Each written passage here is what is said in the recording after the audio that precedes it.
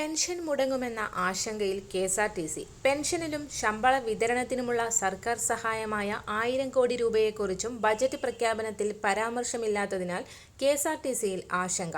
Pension ബാധ്യത സർക്കാർ ഏറ്റെടുത്തിട്ടില്ലെങ്കിലും സ്ഥാപനത്തിന് അനുവദിക്കുന്ന സാമ്പത്തിക സഹായത്തിൽ നിന്നാണ് നൽകുന്നത്. പെൻഷനു മാത്രം മാസം 80 കോടി രൂപ വേണം. 1000 കോടി രൂപയുടെ സഹായധനം പ്രഖ്യാപിക്കുകയും മാസം തോറും ഗഡുക്കളായി കൈമാറുകയുമാണ് പതിവ്. തികയാതെ വരുമ്പോൾ വായ്പയായി അധിക തുക അനുവദിക്കും. ഇക്കാര്യവും ബജറ്റിൽ പരാമർശിച്ചിട്ടില്ല. പുതിയ ബസ്സുകൾ വാങ്ങാൻ 107 കോടി രൂപയും നവീകരണത്തിനും ഇ-ഗവേണൻസിനും 50.7 കോടി രൂപയുമാണ് അനുവദിച്ചിട്ടുള്ളത്. ഇവ മറ്റു ചിലവുകൾക്ക് ഉപയോഗിക്കാനുമാകില്ല. സ്ഥാപനത്തിന്റെ പുനരുദ്ധാരണത്തിന് നൽകുന്ന തുകയിൽ നിന്നും പെൻഷനും ശമ്പളവും നൽകുന്നതിന് ധനവകുപ്പ് എതിർക്കുന്നുണ്ട്.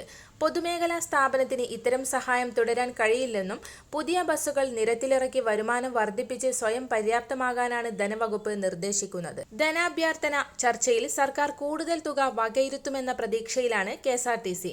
സർക്കാർ വായ്പയാണ് മറ്റൊരു പ്രതീക്ഷ. വായ്പയായി 1200 കോടി രൂപ വരെ മുൻ വർഷങ്ങളിൽ അനുവദിച്ചിട്ടുണ്ട്. 2021-22 2037 കോടിയും 2023-24 65.56 കോടി രൂപയും സർക്കാർ നൽകിയിരുന്നു. ഇത്രയും വലിയ സാമ്പത്തിക സഹായം നൽകിയിട്ടും സ്ഥാപനം കടക്കെണിയിൽ നിന്നും കരകയറാത്തത് ഗുരുതര വീഴ്ചയായാണ് ധനവകുപ്പ് കാണുന്നത്. വരും ദിവസങ്ങളിലെ വാർത്തകൾക്കായി ഈ ചാനൽ സബ്സ്ക്രൈബ് ചെയ്യുക.